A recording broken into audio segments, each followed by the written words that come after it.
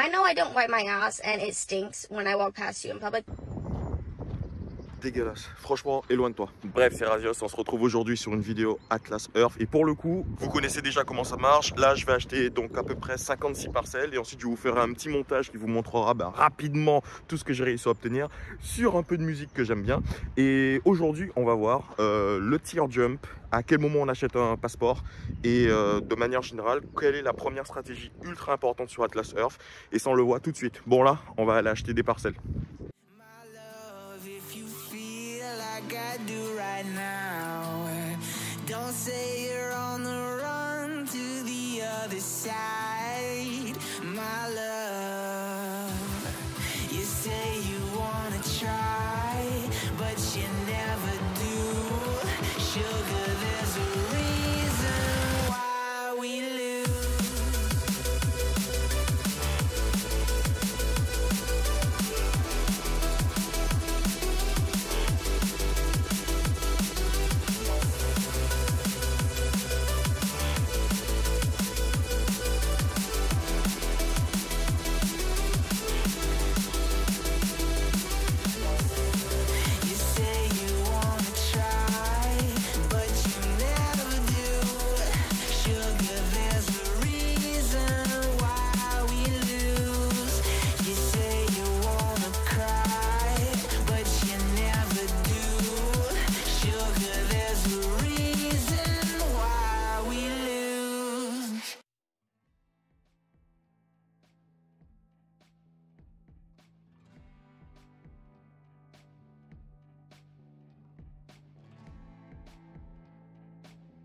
Et bonsoir à tous, et comme dit précédemment, on va se retrouver sur une analyse technique sur Atlas Earth, et en particulier on va parler donc du tier jump, et aussi comment savoir à quel moment je m'arrête d'acheter des parcelles, et aussi à quel moment je dois acheter des passeports. Parce que derrière ces deux questions, il y a des mathématiques, et des mathématiques qui sont là pour optimiser la rentabilité qu'on va faire. Parce que mine de rien, même si on est en France, et je vais vous montrer un petit peu rapidement la différence entre la France et les États-Unis, et même si ça ne se joue que pour l'instant à notre niveau sur quelques centimes, voire quelques euros, à plus long terme en fait il s'agira de plusieurs dizaines d'euros sur lesquels on peut s'optimiser chaque mois. Et vu le prix et le temps qu'on y passe, on est là pour prendre chacun des euros, et aujourd'hui je vais répondre à vos questions. Ça va être un petit peu technique parce qu'il va y avoir des mathématiques, j'ai essayé de simplifier, mais en tout cas essayez de suivre jusqu'à la fin, et vers la fin de la vidéo je vous montrerai déjà comment moi je m'y prends, parce que je fais pas exactement ce que les maths demandent de faire, j'optimise à ma manière, je partagerai ça donc avec vous, mais en plus de ça vous aurez simplement un récapitulatif de quelles sont les choses que vous devez faire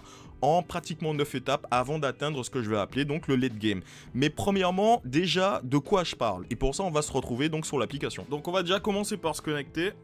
Hop, on est sur l'application, nous voici donc connectés. Hop, je vous montre rapidement ce que je possède. Voilà, on est normalement à donc 135 parcelles, actuellement avec une répartition plutôt moyenne, voire inférieure à moyenne, mais ça je vous montrerai après. Mais par contre, ce que je voulais montrer, c'est en haut à droite. Vous avez donc le bouton booster. Et pour ceux qui n'ont pas bien vu ou qui n'ont jamais vu jusqu'à présent, vous voyez le plus 1 heure. Juste en dessous de celui-ci, il y a un petit... il s'est marqué « Voir les résultats de l'augmentation des loyers ». Et quand vous cliquez dessus, ça va vous ouvrir donc une page, et à partir de cette page, vous verrez donc en fait finalement le taux de change. On peut donc s'en rendre compte qu'aux États-Unis c'est vachement plus avantageux, puisque de la première à la 150e parcelle, ceux-ci peuvent encore bénéficier d'un booster x30, et ainsi de suite, etc., etc. Ce qui nous concerne, donc c'est la France, 1 à 70 parcelles en multiplicateur x20. En gros, ce que vous devez comprendre en fait, c'est que si vous êtes aux États-Unis, vous avez un gros avantage déjà, c'est sur la rentabilité, surtout pendant le début et la moitié du jeu. Ce que j'appelle le début et le mid-game, c'est à peu près la première, voire les 2 premières années, on va dire. Qui plus est, l'avantage c'est que, 1, ils ont une plus grosse rentabilité puisqu'ils vont bénéficier d'un multiplicateur de bonus vachement plus élevé que le nôtre, mais en plus de ça, ils auront une possibilité de posséder beaucoup plus de parcelles que nous et de rester dans ce bracket. Le deuxième avantage aussi, c'est que lorsqu'ils regardent les pubs, ils ne gagnent pas seulement un seul Atlas Bucks, mais ils en gagnent 2. Bref, il faut savoir quand même une chose, c'est que à partir d'un certain palier, tout le monde est égaux. Et en fait, votre objectif, pour être au même niveau que les Américains, dont certains, je ferai une vidéo là-dessus, ils font quasiment 50 000 $ par an, ah ben, il va falloir déjà accumuler énormément de parcelles, mais en plus de ça, au bout d'un moment, vous aurez le même taux de rentabilité, mais on verra ça une autre fois. Cependant, je reviens sur ce que je vous disais juste avant pour expliquer le principe du tier jump. Là, je vous ai mis un petit peu en plus grand pour comprendre le principe. Donc, quelqu'un qui est entre 1 et 70 parcelles va avoir un boost de visionnage qui sera donc à x20. Mais quelqu'un qui va passer la 61e parcelle, son boost, lui, il va descendre à x15%. Alors, quel est l'impact? En fait, pour une seule parcelle supplémentaire que vous allez prendre, vous allez diviser par près de 25% votre rentabilité. Alors oui, c'est proportionnel à la qualité de vos parcelles, etc. Mais faisons un petit calcul. Donc là, je vais zoomer un petit peu. Et donc, avec la répartition de parcelles que j'ai actuellement, donc 135, on se rend compte que par jour, je récupère donc 0,193 centimes. On va dire 19 centimes. Cependant, en rajoutant juste une parcelle de plus, ça veut dire que je passerai à 136. En passant à 136, je ne suis plus dans le bracket où est-ce que j'aurais gagné x10 en regardant la publicité, mais je passerai au bracket de x8. Et l'impact sur lui-ci, on avait dit que j'étais à un peu plus de 19 centimes, je descends directement à 15 centimes. C'est-à-dire que acheter une parcelle de plus, cette parcelle-là me ferait perdre 4 centimes. Alors, pour le coup, oui, si j'en achète suffisamment entre-temps, on va dire suffisamment, on va dire peut-être voilà, 5-6 de plus, est-ce qu'on retourne à 19 centimes? Non, on est à 16.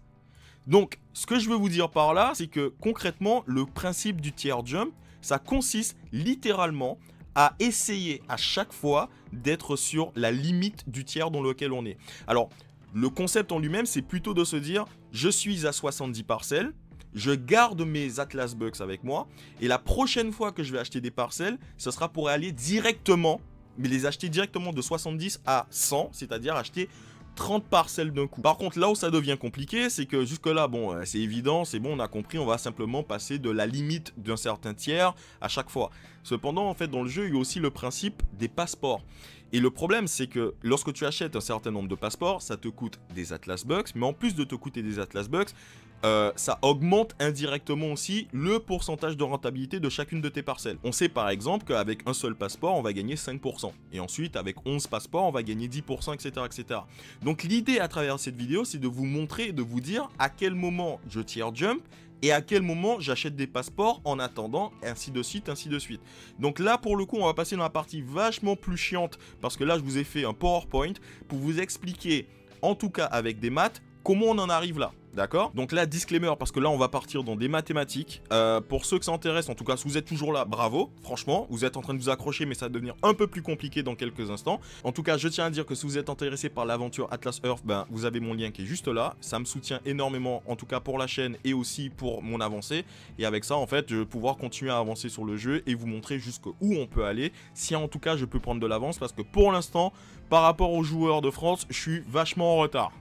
Donc premièrement, gardez à l'esprit, première chose avant tout, c'est que votre priorité, ce sera les passeports lorsque vous êtes à l'étranger ou lorsque vous êtes en déplacement. Parce que mine de rien, pour l'instant, vous êtes chez vous, vous avez 2-3 villages ou 2-3 communes aux alentours, mais au bout d'un moment, sachant que pour arriver au late game, il faut en accumuler 101, ça veut dire qu'il faut qu'en l'espace de peut-être 1 an, voire 2 ans, en 3, ça dépend de votre progression, qu'il va falloir au moins se déplacer dans 101 autres villes.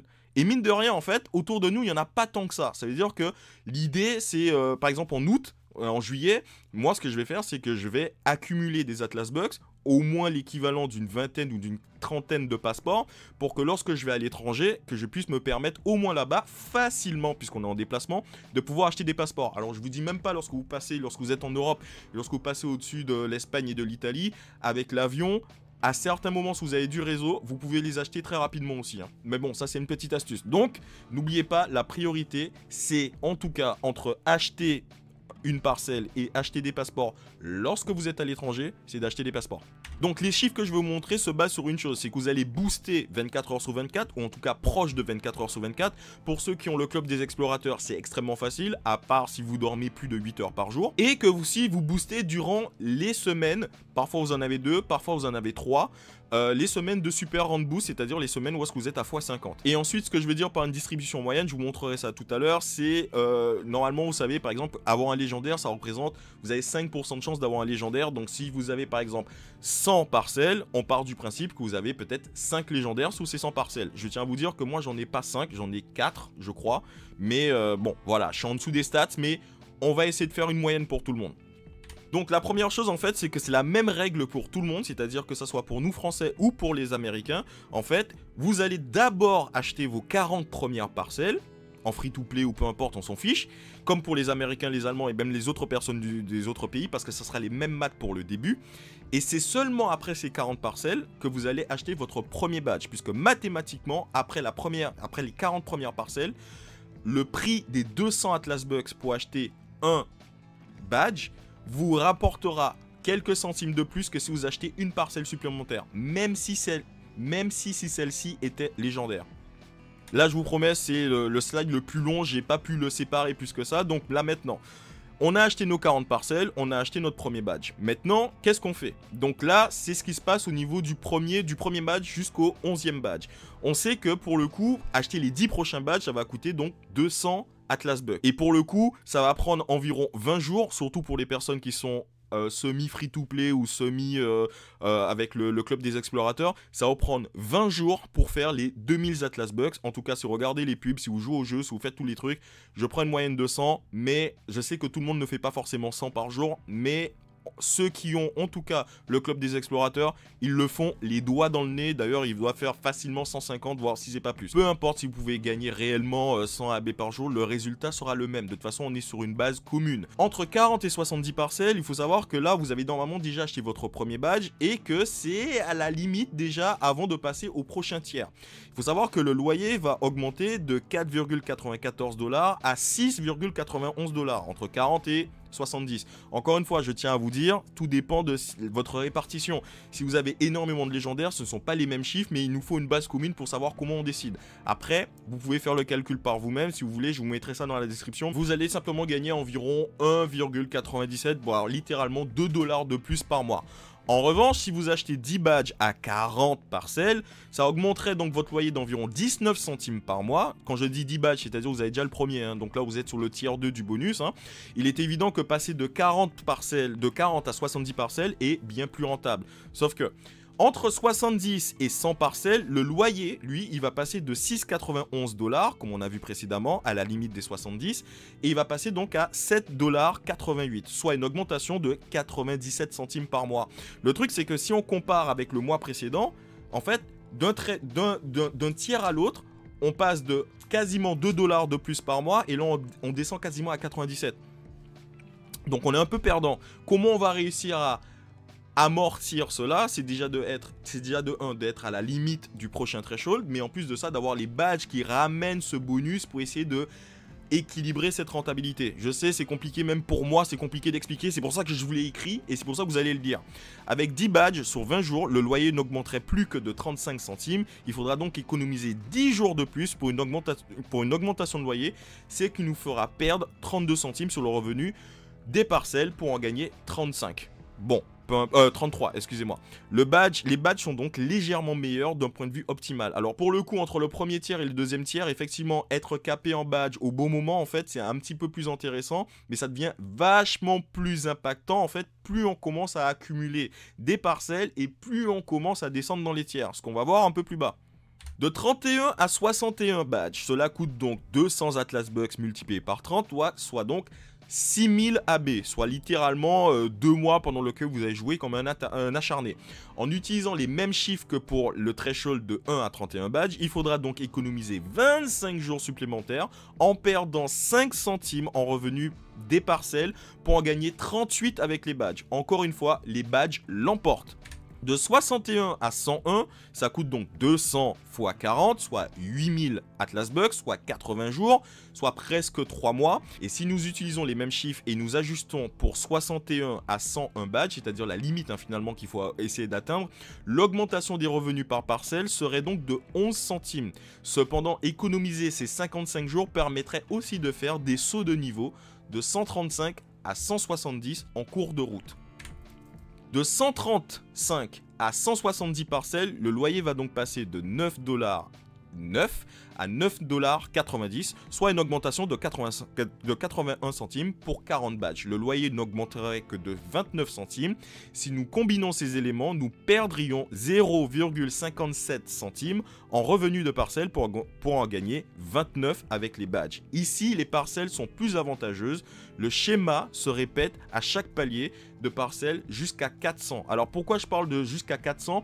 Parce que passer les 400, en fait, on va passer sur le bonus x2. Et à partir du moment qu'on a passé les 400 et qu'on est en bonus x2, on est au même niveau que les Américains. Mais attendez, de 400 à 459, aucune augmentation de loyer ne se produit à ce niveau, car 459, c'est le seuil de rentabilité. En revanche, acheter des badges après 400 parcelles produira 59 centimes en loyer.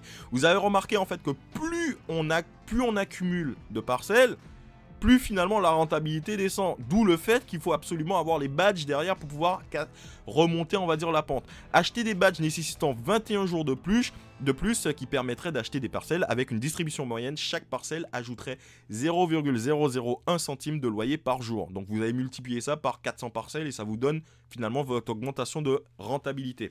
Sur 21 jours, cela représenterait 0,22 centimes de revenus perdus pour gagner 59 centimes avec les badges. Les badges l'emportent ici. Ce que je veux dire par cette phrase, en fait, c'est que à la place de l'investir dans des parcelles à coût équivalent ou dans des badges à coût équivalent, si c'était dans les parcelles, tu aurais gagné donc 22 centimes de plus, mais si tu l'avais mis plutôt dans les badges pour être capé, tu aurais gagné 59 centimes de plus.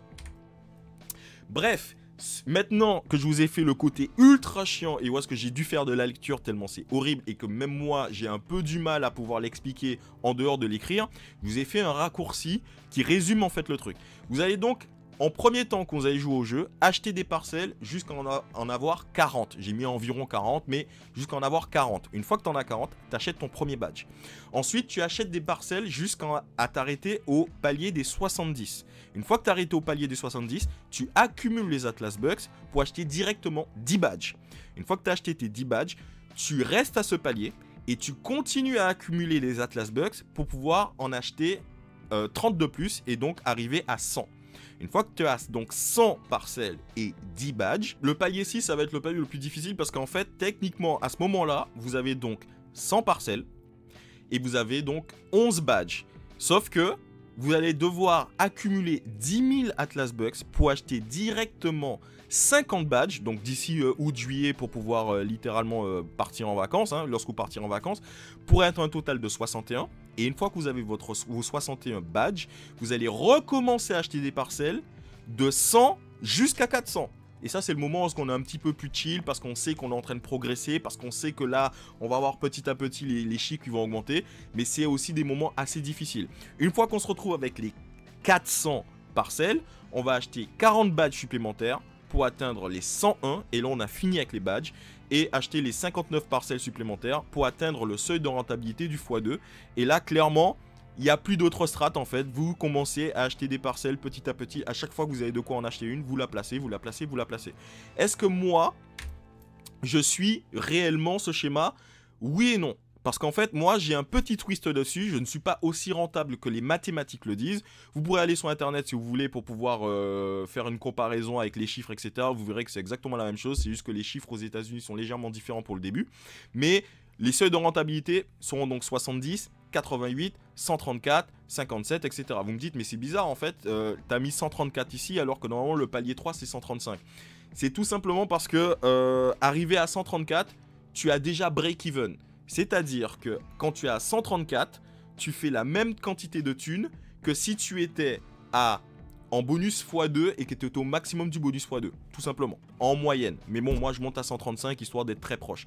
Ainsi de suite, vous avez les seuils de rentabilité ici. Maintenant, moi je fais d'une autre manière. C'est ce que je vous ai dit. Moi je fais un break-even maximum d'un tiers et je soustrais 19. Il y a un facteur qui n'est pas pris en compte dans les mathématiques et c'est un facteur particulièrement intéressant puisque il y a une chose importante qui s'appelle les challenges. Et les challenges, pour ça, il faut que je me connecte. Donc là, je suis en train de me reconnecter pour vous montrer comment moi je fais. Je ne suis pas exactement toutes les stats, mais par contre, les challenges, les voici. On peut voir que par exemple, moi, je les ai déjà terminés. Et d'ailleurs, petit bonus, je n'ai pas encore utilisé mes 2 parcelles légendaires qui sont là, ce qui veut dire que normalement dans le calculateur je devrais me retrouver vachement plus haut que ça en termes de rentabilité.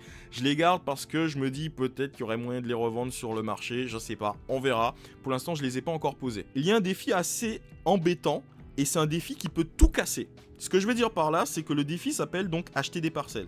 Donc on peut voir par exemple tout en bas, le deuxième défi que j'avais là, donc c'était acheter des parcelles pour 40 points. J'ai besoin de ces points en fait pour rapidement finir les défis et obtenir les récompenses qui sont là.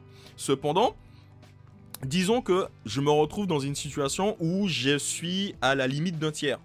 Et maintenant, j'ai un défi qui me demande d'acheter une parcelle. Et par la suite, j'ai un autre défi qui me demande d'acheter, par exemple, ici, 3 parcelles. Un autre défi qui me demande d'en acheter 5. Et le dernier qui, je crois, me demande d'en acheter 10. Qu'on accumule tout ça, ça fait un total de 19 parcelles. Si je me retrouve à la limite que je vous ai dit, 135 parcelles comme maintenant, et que je n'avais pas encore terminé de faire les challenges, et que je serais en train d'acheter des parcelles, ben, le problème, c'est que je vais me retrouver au tiers qui est juste en dessous, au tiers 136 et à 170. J'aurais acheté quelques-unes des parcelles, mais on se rend compte que j'aurais perdu quasiment 2 $ par mois. Donc en fait, ma stratégie, c'est que, premièrement, je ne monte pas, je ne monterai pas, tant que je ne suis pas au tiers 400, je ne monterai pas exactement au pile-poil à la limite du tiers. Je prends la limite du tiers et je soustrais 19. C'est-à-dire que je pars du principe que le mois prochain, par exemple le mois de mars, que je vais faire les challenges. Et que comme je vais faire les challenges, bah, je sais qu'au cours de ces challenges, comme maintenant là on est le 7, moi je les ai finis depuis le 5 février, ça me prend entre 5 jours et une semaine pour les terminer. Par exemple, ce que j'ai fait ce mois-ci, c'est que je suis monté, donc j'avais suffisamment d'Atlas Bucks pour monter à 100 parcelles, mais je me suis arrêté à 81 parcelles. Le 1er février est arrivé, j'ai eu les premiers challenges, j'ai acheté donc en 5 jours mes 19 parcelles que j'avais déjà, pour lesquelles j'avais déjà gardé de la thune sur le côté, pour qu'aujourd'hui je sois pas embêté. Donc en fait, ça, c'est ma stratégie. Autre chose, en fait, c'est que on a vu que très rapidement, il faudra que j'achète énormément de badges. Alors, pour le coup, je vais donner un exemple. Regardez ce joueur. Ce joueur, c'est Mnep. Bon, Mnep, no problème, hein, je te fais un peu de pub, mais peu importe. Mnep, regardez, il est sur un passeport niveau 1. Moi, je suis sur le passeport niveau 2. Mnep, il a bien plus de parcelles que moi, puisqu'il en a donc 180... Il est où 189. Il a 189, dont 11 légendaires. Le mec, il est bien. Mais regardez ses stats. Pour l'instant, je vais les comparer avec les miennes, où est-ce que moi, pour le coup, j'ai moins de parcelles que lui, et qui plus est, je suis à 135, il est à 189. Avec des parcelles, une répartition qui me semble plus que correcte. Donc du coup, ce qu'on va faire, c'est qu'on va le mettre dans le calculateur. Ici, on a donc mes stats à moi, et on a vu que je suis donc à 95,15 par an. Ou si vous voulez par jour, on avait dit 19 centimes comme on peut le voir ici. Maintenant, en fait, je vais remplacer les stats, et je vais mettre celle de Mnep, donc il est à 5%. Et lorsqu'on descend... Donc ce mec, par exemple, il a 54 parcelles de plus que moi. C'est énorme, hein, c'est pratiquement c'est largement plus d'un mois de jeu. Et en 57 parcelles de plus, par an, moi je suis à 95, presque 96 $, il est à 107. C'est pas énorme, hein, la différence avec pourtant 51 parcelles. Et d'ailleurs, si on regarde la différence littéralement journalière, il est à 19 centimes tout pile. Alors que moi, je suis à 19,03. Pourtant, sur le long terme, mais très long terme, en fait, il me bat. Il me bat on a vu, je suis à 95 $, il est à 107 $. Mathématiquement, c'est à cause du super boost, tout simplement. C'est juste à cause de ça, c'est pas grave, c'est simplement qu'il est sur un autre tiers. Il profite un peu mieux des day super boost. Mais on a daily basis, pour un mec qui a 50 parcelles de plus que moi, bah en fait finalement il est moins rentable. Donc c'est là que je veux en venir. C'est pour ça que je suis en train de vous dire que c'est important en fait finalement d'avoir cet équilibre du nombre de parcelles et du nombre de badges que vous allez accumuler. Il faut pouvoir savoir les acheter au bon moment si vous voulez pas que sur le long terme. Et encore, hein, là je vous ai pris juste des exemples de moi qui est voilà 130 parcelles, le mec il en a 189. Si on compare en fait l'impact sur les gars qui sont déjà à 400, voire les gars qui sont déjà à 2000, et je vous dis même pas les mecs qui sont déjà à 90 000, de toute façon tous les mecs aux États-Unis qui ont entre 50 000 et 90 000 parcelles, eux ça fait très longtemps qu'ils ont tous les badges qu'il leur faut.